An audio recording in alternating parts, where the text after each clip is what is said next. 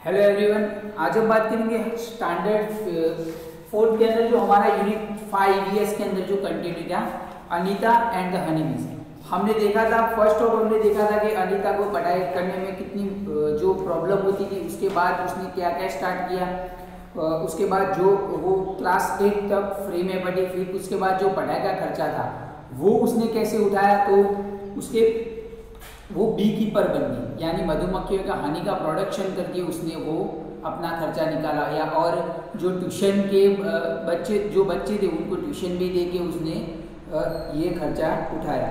उसके बाद हमने बी कीपर कैसे बनाते हैं वो आपको मैंने वीडियो में दिखाया था कि अक्टूबर टू दिसंबर के अंदर जो मधुमक्खियाँ होती है वो अंडे देती है, और फिर वो टाइम ही होता है जहाँ पर सबसे अच्छा प्रोडक्शन करने का टाइम होता है। फिर जो अनीता थी वो कैसे बी कीपर बनी वो भी हमने देखा कि कैसे वो पैसे कमाती थी। उसने फर्स्ट ऑफ क्या किया, पहले एक बॉक्स लिया, उसके बाद उसने 20 बॉक्स लिए, ऐसे करके उसने चालू रखा। फिर हमने फाइंड आउट में देखो क्वेश्चन आंसर भी सॉल्व किया था कि कभी आपको वो मक्खी काटती है, मधुमक्खी काटती है तो वहाँ पर क्या लगाते हैं, तो पुट लाइम सोडा, लाइम और सोडा हम लगाते हैं।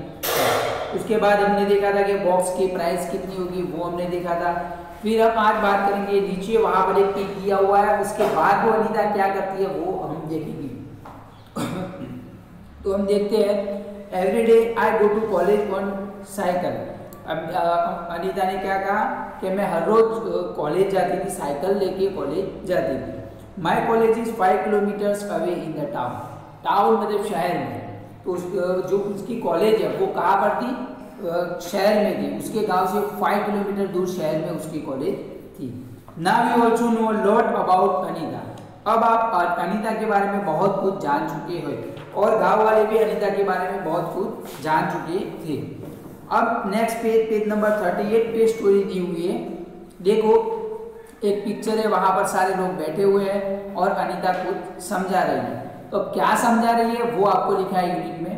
Anita is known by everyone in all the village near by. Anita को सारे गांव वाले और दूसरे गांव जो साइड में भी गांव थे, दूसरे गांव वाले भी लोग उसे जानने लगे थे। She goes to all the village meeting and talk about how important it is for everyone to study.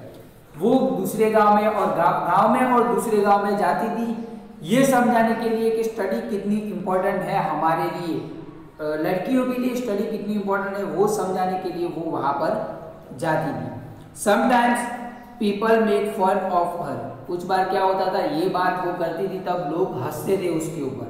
But Anita knows what she has to do. But Anita जानती थी कि मैं क्या कर रही हूँ, वो सही कर रही है, उसको पता था, बट लोग उसे देखकर ये सुनकर सब हंसने लगते थे। अब यहाँ पर नेक्स्ट में दिया हुआ है Anita wants to become a wholesaler. अब यहाँ पर है होलसेलर। होलसेलर का मीनिंग होता है यहाँ पर होलसेलर का मीनिंग, होलसेलर मतलब बहुत सारी क्वांटिटी में, लार्ज क्वांटिटी में, ज्यादा मात्रा में कुछ भी चीजें खरीदते और फिर उसे फिर से दुकानों में बेच देते, तो इसे क्या कहा जाता है, होलसेलर। तो यहाँ पर अनीता होलसेलर बनना चाहती थी क्योंकि so that she can help the villagers to get the right price for their money. क्योंकि वो इसलिए बनना चाहती थी कि जो पूरा जो उसके गांव में जो भी लोग मधुमक्खियों के हनी का प्रोडक्शन करती है उसके पास से सारा हनी ले ले और फिर उसको अच्छी सी प्राइस में गांव वालों को बेच दे। इसलिए वो होलसेलर बनना चाहती थी क्योंकि गांव वालों को ज़्यादा कीमत देनी ना पड़े, इसलिए वो होलसेलर बनना चाहती थी। अब नेक्स्ट हमें दिया हुआ है फाइंड आउट। हमें फाइंड आउट करना है Anita and other people of the village get 35 rupees for 1 kilogram of honey. How much does 1 kilogram of honey cost in your city. अब हमें पूछा है कि जो अनीता थी वो उसके गांव के अंदर हनी का जो 1 किलोग्राम का रेट है वो कितना है, 35 रुपीज। तो आपके शहर में या फिर आपके गांव में हनी का जो रेट है वो कितना है। हम बता सकते हैं कि ज़्यादातर हमारे गांव में हनी का रेट जो 250 या फिर 300 रुपीज़, 400 रुपीज़ ऐसा है। तो हम यहाँ पर लिख सकते हैं कि 1 किलोग्राम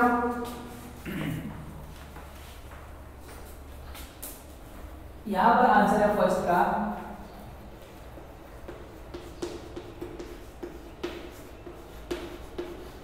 1 किलोग्राम हनी का, जो 1 किलोग्राम ऑफ हनी कॉस्ट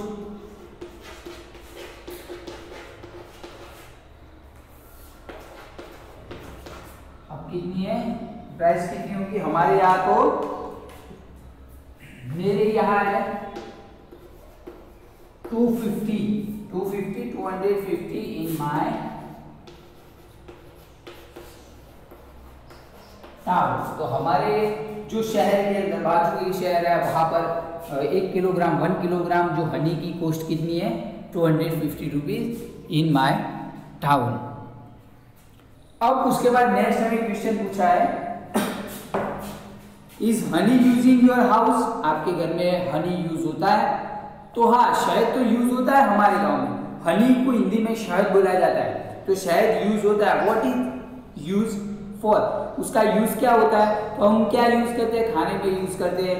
फिर जो कफ एंड कोल्ड, सर्दी में भी हम उसको यूज करते हैं। तो यहाँ पर मैं उसका आंसर लिखूंगा, आप इसका आंसर फर्स्ट ऑफ लिख दो।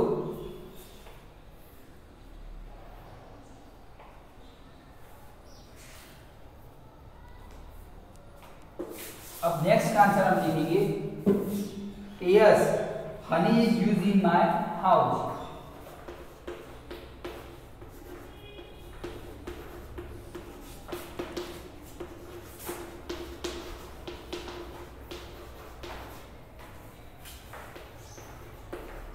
मेरे घर के अंदर हनी का यूज होता है। अब क्या यूज होता है? We eat honey with bread.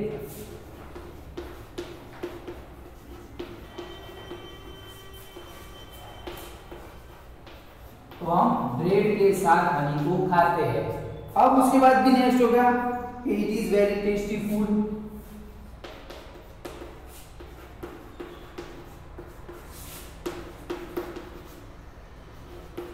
वो एक टेस्टी फूड है। दूसरा भी यूज है कि ड्यूरिंग, हम इस कैसे यूज करते हैं कि honey is also using during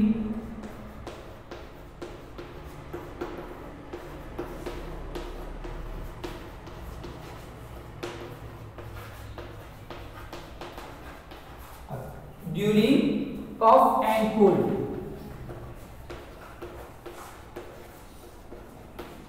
जब सर्दियों के अंदर कफ और जब अभी सर्दी हो जाती है तब हम इसके हनी का यूज करते हैं। तो यहाँ पर है कि yes honey use in my house, we eat honey with bread, it is very tasty food, honey is also using during cough and cold. तो बच्चों इसका आंसर आप अपनी बुक के अंदर लिख दो।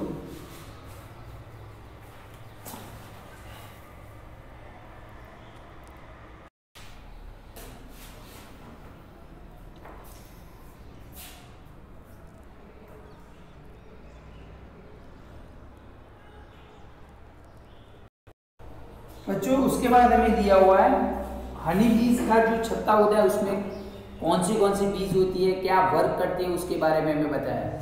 तो यहाँ पर है every beehive has one queen bee that lay eggs. Eggs का मतलब होता है अंडा। अब बीहाइव मतलब छत्ता, जो मधुमक्खिया का छत्ता होता है उसको बोलते हैं beehive.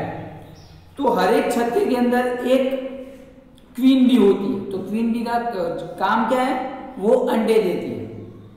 Most of the bees in hive are worker bee. ज्यादातर कौन सी मधुमक्खियां होती है, वर्कर होती है। This be's verb all day. तो ये क्या काम करते हैं, पूरा दिन काम करती है। अब क्या काम करती है, अब नेक्स्ट पेज 39 पर हम देखेंगे। तो यहाँ पर है कि दे फ्लाई अराउंड फ्लावर्स। वो क्या करती है, जो फ्लावर्स होते हैं उनके साइड में घूमती है। They collect nectar from flowers to make money. तो क्या करती है, जो फ्लावर होते हैं फ्लावर के अंदर से नेक्टर कलेक्ट करती है, जो लिक्विड निकलता है वो कलेक्ट करती है और उसको छत्ते पे ले जाती है और वहां पर वो क्या करती है, हनी बनाती है, जो शहद होता है वो बनता है। When any bee find flowers with nectar, it does a special kind of dance by which other bees can know where the nectar is. अब वो क्या करती है, जब कोई एक मधुमक्खी जब एक फ्लावर अच्छा सा देख लेती है और उसके अंदर से नेक्टर फाइंड कर लेती है, तब दूसरी मधुमक्खियाँ है वो डांस करने लगती है। वो उनके प्रकार का अलग अलग तरह का एक डांस करती है और फिर दूसरी मधुमक्खियों को भी पता चल जाता है कि शायद नेक्टर यहाँ पर मिलेगा। फिर आगे बोला है कि the worker bees are very important for the hive. तो जो वर्कर बी होती है वो बहुत ही इंपॉर्टेंट होती है छत्ते के लिए। Without them there would be neither hive और nor any nectar collection. Without them, उनके बिना या तो कोई नेक्टर नहीं आएगा या फिर कोई हनी प्रोडक्शन नहीं होगा, तो छत्ता वैसा का वैसा ही रहेगा। तो यहाँ पर है कि neither hive nor any nectar collection, कोई भी नेक्टर कलेक्शन नहीं होगा। All the bees in the hive would go hungry. जो all the bees in hive would go hungry, hungry मतलब भूखी रहती है। जो दूसरी मधुमक्खियां होती है वो जो छत्ते के अंदर वो बहुत ही भूखी होती है। फिर हमें बोला है, नीचे क्वेश्चन आंसर दिया हुआ है कि which are other insects there, sorry यहाँ पर मैं आपको दिखाऊंगा कि रूल्स ऑफ वर्कर बीज। अब वर्कर बीज जो मधुमक्खियां होती है उनका रोल क्या होता है, तो यहाँ पर मैं फर्स्ट ऑफ दिखाऊंगा कि रोल्स ऑफ बीज क्या होता है छत्ते के अंदर। तो यहाँ पर है फर्स्ट के मैं लिखता हूं कि वर्कर बी। वर्कर बीज का वर्क क्या होता है, तो वर्कर बीज का वर्क है they make the beehive collecting the nectar.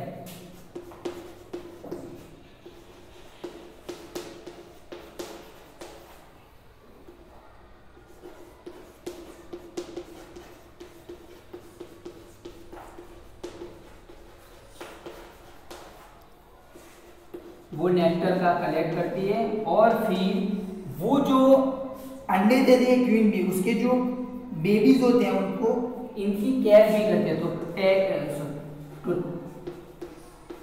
Take care of babies, वो बेबीज की केयर भी करती है। नेक्स्ट उसके बाद आती है क्वीन बी। तो क्वीन बी का वर्क क्या होता है, क्वीन बी सिर्फ एक ही होती है। तो क्वीन बी का वर्ड होता है दे एग्स। वो क्या करती है, अंडे देती है। फिर आता है मेल बी। जो मेल बी कितने क्या वर्क करती है, उनका ज्यादातर इंपॉर्टेंट रोल नहीं होता, उनका इंपॉर्टेंट रोल नहीं होता। तो ये है यहाँ पर हमारे के जो वर्कर भी है वो क्या करते हैं, they make the beehive collecting the nectar. वो नेक्टर कलेक्ट करके एक अच्छा सा छत्ता बनाती है। फिर टेक केयर ऑफ बेबी, वो बेबीज की जो केयर करती है। क्वीन बी दे एग्स, सिर्फ वो अंडे देती है। और मेल बी क्या करती है, तो male bee no such important role, जो उनका ज्यादातर काम नहीं होता। तो यहाँ पर हमें नीचे दिया हुआ है क्वेश्चन कि which are other insects that live together in a group like honey bees. तो जैसे हनी बी ग्रुप में रहती है, वैसे कौन से दूसरे एनिमल ग्रुप में रहते हैं, तो हमें पता है कि जो चींटियां होती है वो भी ग्रुप में रहती है, ऐसे जो टर्माइट्स होते हैं वो भी ग्रुप में रहते हैं। तो हम यहाँ पर उसका आंसर लिख सकते हैं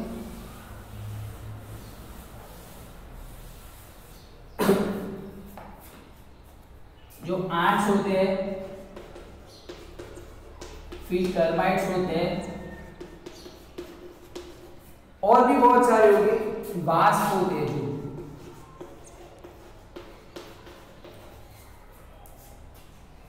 इंसेक्ट की बात बोली है हमें, एनिमल की नहीं, यहाँ पर इंसेक्ट की बोला है। तो वास्प एक तरह का इंसेक्ट है। तो ये wasp also live in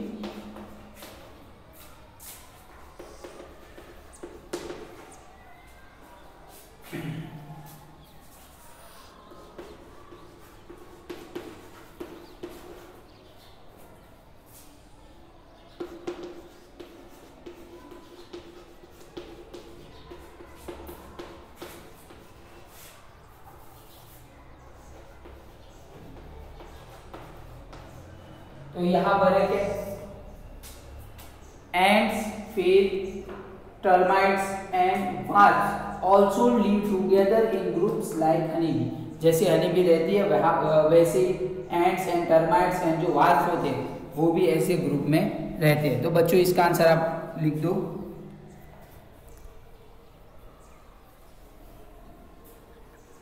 next उसके बाद हमें दिया हुआ है नीचे देखो, ends live and work together like honeybees. जो एंड्स होती है, चींटियां होती है, वो हनीबी की तरह काम करती है। वहां पर क्या होता है, the queen ant Lay's the eggs. जो क्वीन एंट होती है वो भी क्या करती है, अंडे देती है। The soldier ant look after and guard the and hill.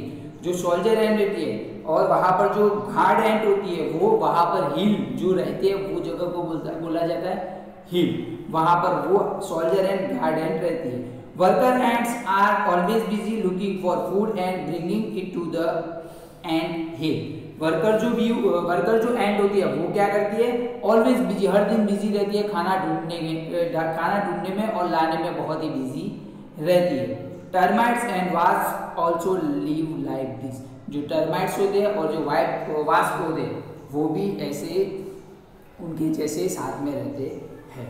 Next उसके बाद हमें दिया हुआ है कि have you seen where ants live. आपको पता है एंट्स कहाँ पर रहती है, तो हमें पता है कि ants live in anthills made of earth. जो पृथ्वी के ऊपर, अर्थ के ऊपर जो एक जमीन के अंदर जो एंथिल एक होल के जैसा बनाया हुआ होता है वहां पर एंट्स रहती है।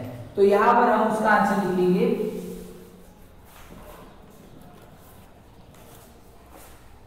कि फर्स्ट आंसर के एंट्स live in एंथिल्स। वो एंथिल्स में रहती है, यहाँ पर एंथिल्स में रहती है, मेड ऑफ अर्थ। अर्थ कहाँ पर है, वो अर्थ के ऊपर बना के वो रहती है। ये हमारा फर्स्ट आंसर है। अब ये हमारा सेकंड आंसर है। अब सेकंड में भी दिया हुआ है देखो कि by which food item ants are attracted. कौन सी चीजों से एंट्स जो अट्रैक्टेड होती है, तो हम जानते हैं कि शुगर होता है, फिर जो शुगर से वो अट्रैक्टेड होती है, ब्रेड, जो ग्रेन, कुछ चीजों के जो दाने होते हैं उनसे भी वो अट्रैक्टेड होती है, और जो डेड एनिमल होते हैं उनको खाने में भी वो अट्रैक्टेड होती है। तो यहाँ पर आंसर लिखेंगे एंट्स आर अट्रैक्टेड।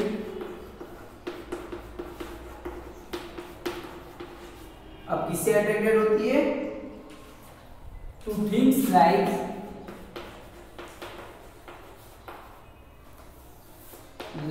कौन सी, एक तो शुगर, फिर हमारा ब्रेड एंड ग्रेन्स। ग्रेन्स मतलब जो दाने होते हैं वो, एंड ऑल्सो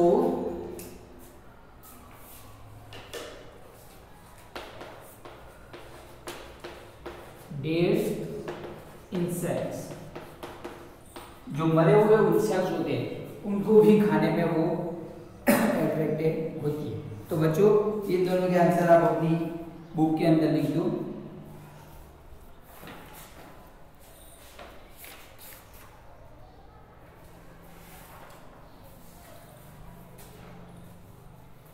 नेक्स्ट उसके बारे में दिया हुआ है look at a line of ends. आपको क्या करना है, जो एंड्स की लाइन जा रही है वहां पर आपको देखना है। व्हाट इज इट कलर, उनका कलर क्या है। तो जैसे कि ब्लैक एंड रहती है, रेड एंड भी होती है, रेड ब्लैक भी एंड ब्राउन और होती है।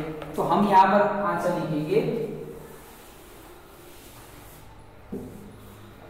कि ends are,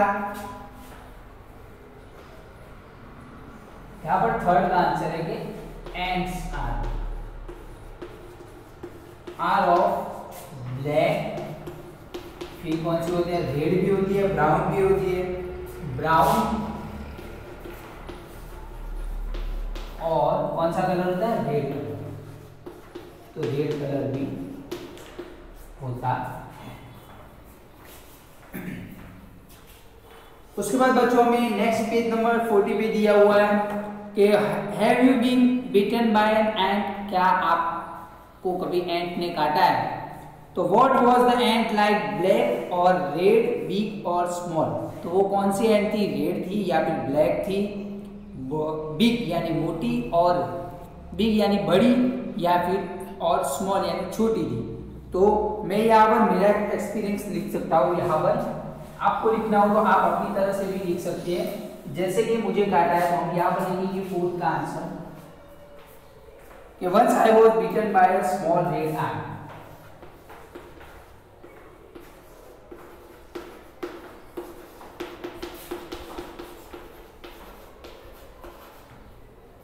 small red ant,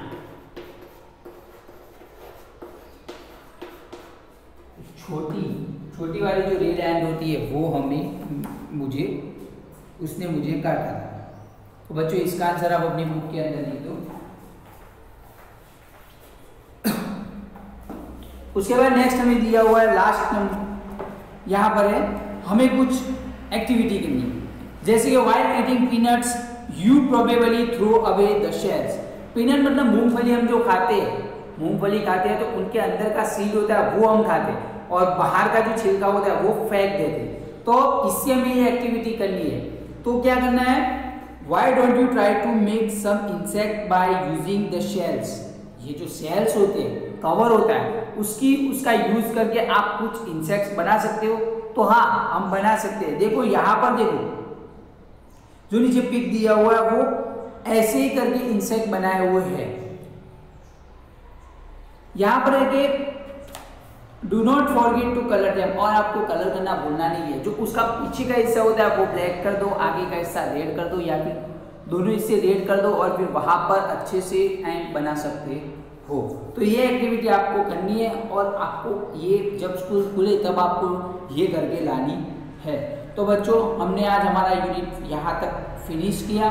अब नेक्स्ट वीडियो में हम बात करेंगे हमारी जो वर्कबुक सॉल्यूशन है उसके बारे में हम बात करेंगे।